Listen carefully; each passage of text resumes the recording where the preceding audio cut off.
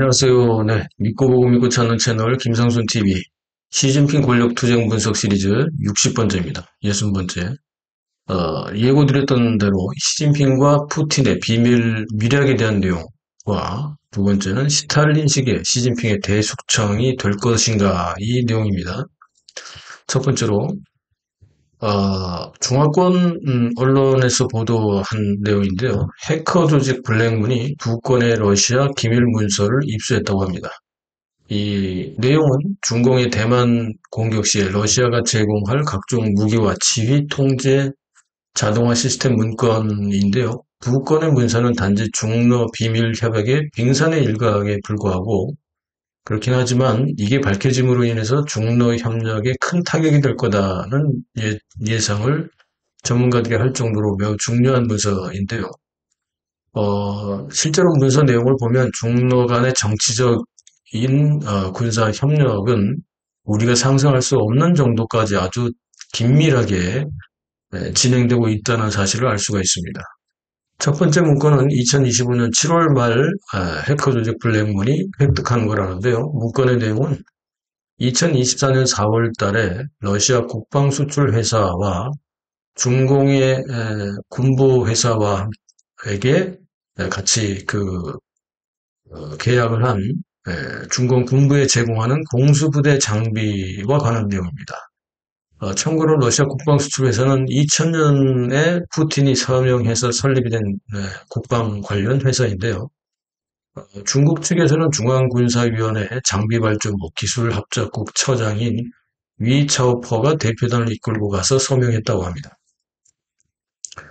이때 그 계약서에 제공된 내용을 보면 러시아 측이 제공하는 장비로는 공중 급유기가 있고요.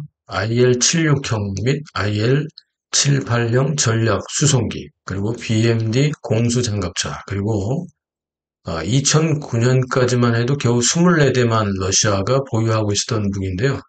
ES-25 125mm 자주대 전차포, 그리고 러시아만 사용하고 있는 지휘 및 관측 차량, 그리고 플랫폼이 없는 낙하산 시스템 등등 최첨단 무기라고 할 수 있고 중공이 보유하지 못한 그런 기종들이라고 합니다.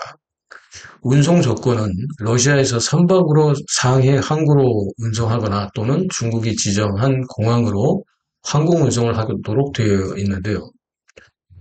이번 해커 블랙문 그룹은 이전에도 러시아의 VAB-500 정밀 유도폭탄 레일 프레임 조립 설명서라든지 이란의 비무슬림 대상국가 지침이라든지 중국의 자살 드론 관련 정보 등을 해킹해서 이름을 떨쳤는데 해커 조직 블랙문의 이러한 활동들은 상당히 신뢰할 수 있을 정도라고 합니다.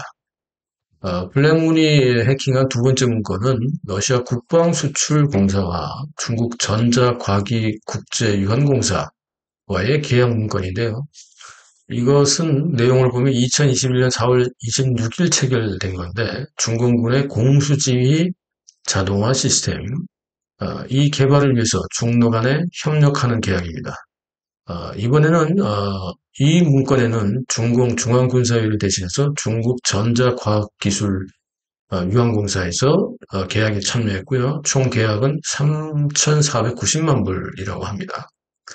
두 문건의 내용을 분석해보면 중공의 대만 공격에 대한 중러 간의 군사적인 협력은 2017년부터 본격적으로 긴밀하게 협조가 시작됐다고 볼 수 있고 중공은 중러 간의 군사 협력보다는 대만과의 전쟁 준비 강화에 오히려 더 집중하고 있음을 보여줄 수 있다고 합니다. 이 지휘 체계에서부터 공수될 무기와 장비 등에 대해서 러시아가 중공의 공수부대에 기술 지원을 하는 내용들도 있습니다. 참고로 블랙문 해커그룹은 2025년 4월부터 활동을 시작했는데 해킹의 타겟은 악의 축으로 불리어지는 적국을 설정하는데요.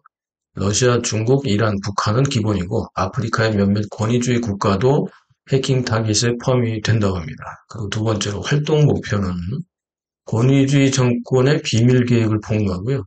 지정학적인 군사작전을 폭로하고 민감한 정보를 폭로하는 해커 그룹이라고 합니다.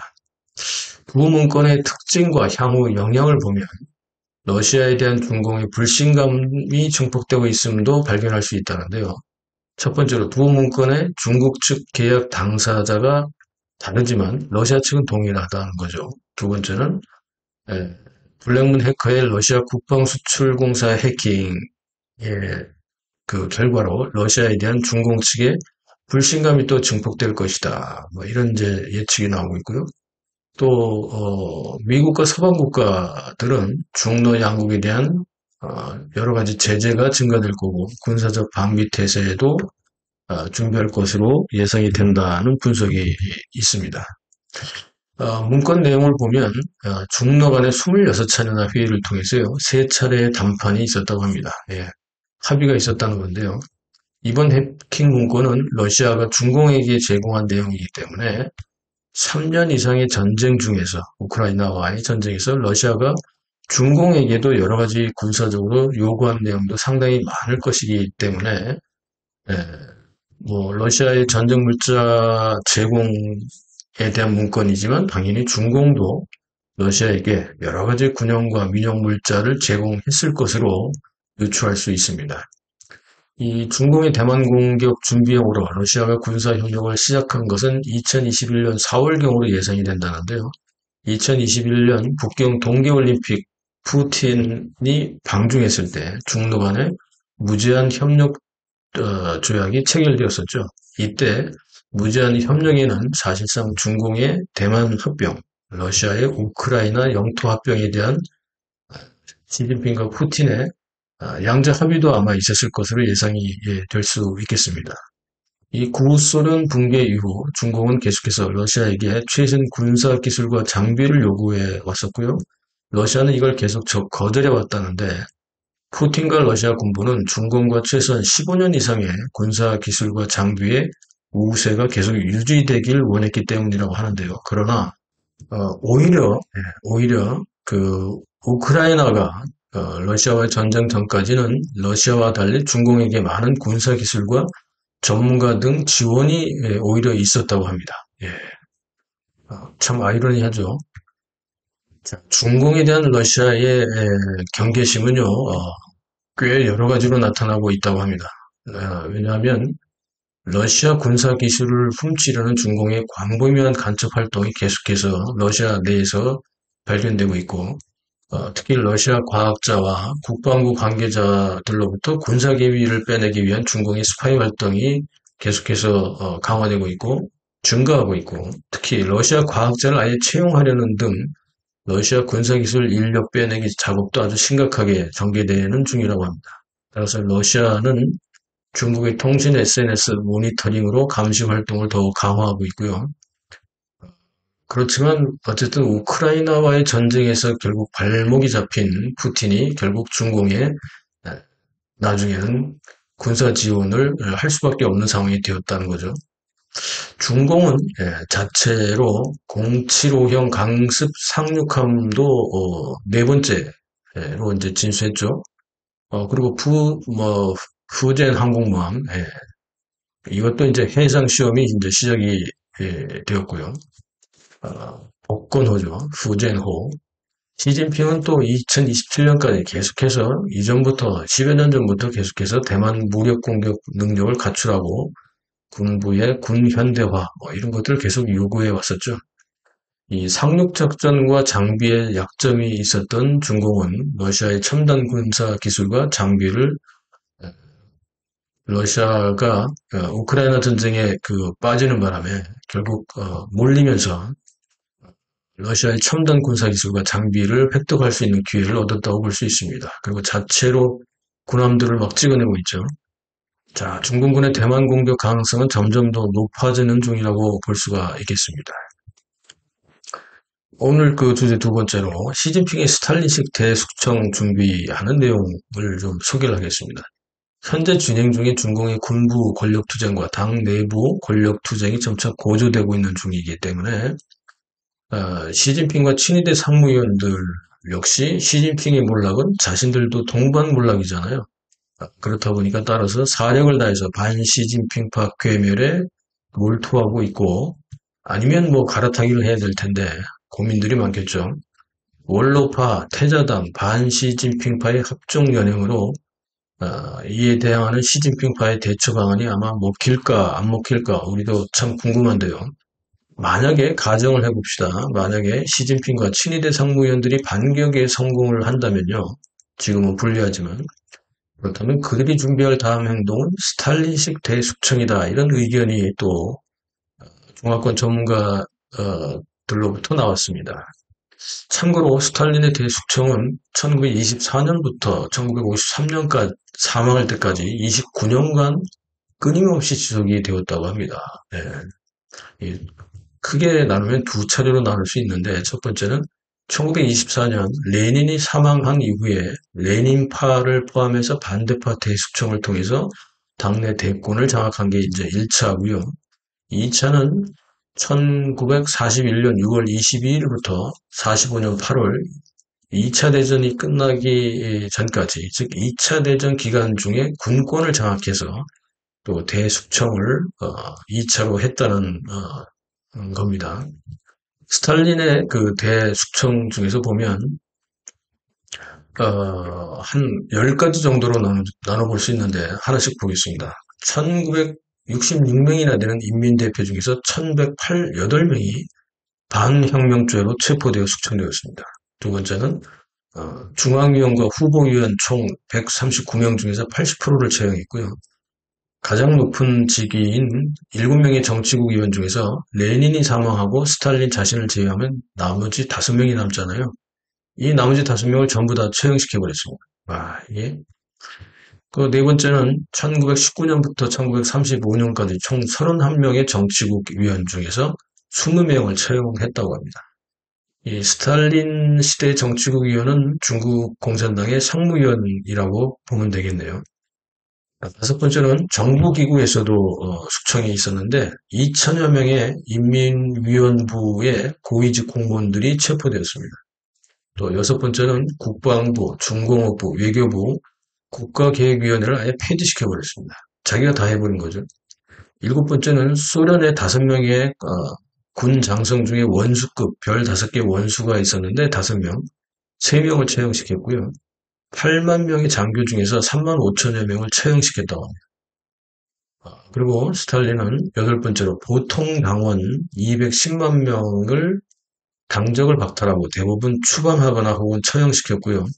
특히 당원들 중에 해외 유학파들은 모두 구속해서 감금시켜버렸다고 합니다. 우민 정치를 해야 되니까. 아홉 번째로 스탈린은 과학기술계, 교육계, 학술계, 문화예술계 등의 엘리트 숙청은요, 군부보다 더 일찍 완결을 했다고 합니다. 아예 그냥 뭐 다 싹 쓸어버렸네요. 그리고 마지막 열 번째, 1937년 6월 2일 약 3만 5천여 명의 모스크바 시위대를 탄압을 했는데 그 중에서 스탈린이 재판 없이 그냥 5천 명을 총살해서 재판 없이 5천 명이 그냥 총살당했다고 합니다. 스탈린 대숙청에서 얼마나 많은 사람들이 희생되었는지 세 사람의 세 가지 의견이 있는데요. 각각 좀 보겠습니다. 첫 번째는 소련 국가보안위원회의 블라디미르 크류츠코프 위원장이 한 말인데요. 1920년부터 53년까지 약 420만 명이 탄압을 받았고 그 중에서 200만 명 이상이 특히 1937년과 38년 대숙청에서 사망했다고 합니다. 와. 두 번째는 소련의 국방부 군사역사연구소의 볼코고노프, 발음이 어렵네요. 볼코고노프 소장이 연구소 소장 1929년부터 53년까지 약 1950만 명에서 2200만 명이 스탈린 숙청으로 희생이 되었다고 합니다. 세 번째는 역사학자이자 과학원의 원사인 알렉산드르 야코블레프는 스탈린 대숙청 희생자가 약 2천만 명 이상이고 1400에서 1700만 명이 추방되거나 투옥되었다고 합니다. 이걸 뭐 그냥 종합해보면 최소 약 2천만 명 이상이 대숙청으로 사망을 했고 최소 약 1400만 명 이상이 추방되거나 투옥되는 고초를 겪었다고 볼 수 있습니다. 시진핑의 13년 대숙청 과정도 스탈린과 비슷한데요. 뭐 숫자로는 많이 차이가 납니다. 그런데 과정을 보면 마오쩌둥과 스탈린의 추종자인 시진핑이 지금까지도 상당한 숙청을 해왔는데요. 1기와 2기 10년간의 숙청을 보면 중공의 중앙기율위 통계를 보면 약 470만 명의 간부가 숙청이 되었고 차관급 이상이 그중에서 한 500명 이상 정도 된다고 하고요. 2023년에는 61만 2천여 명, 2024년은 88만 8천여 명이 조사를 받고 처벌이 되고 있고 계속해서 이 조사받고 처벌하는 숫자, 숙청은 증가하는 중이라고 합니다. 역사상의 모든 독재자가 대숙청을 하게 되는데요. 이건 뭐 필연적이고 필수적인 과제인 것 같습니다.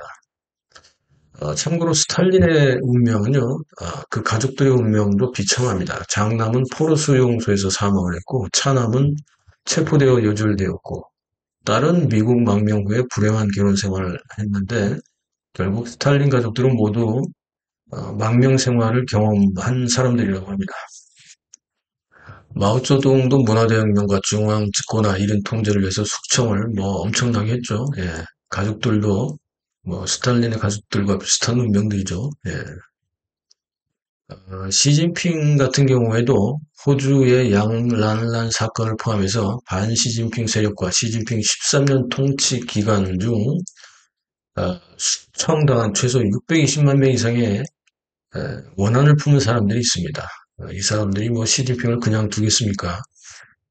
만약에 시진핑이 다시 반대파들을 물리치고 군권과 당권을 잡는다면 도대체 앞으로 얼마나 많은 사람들이 숙청당하고 처형될 것인가? 이거 뭐 상상만 해도 끔찍한 일입니다.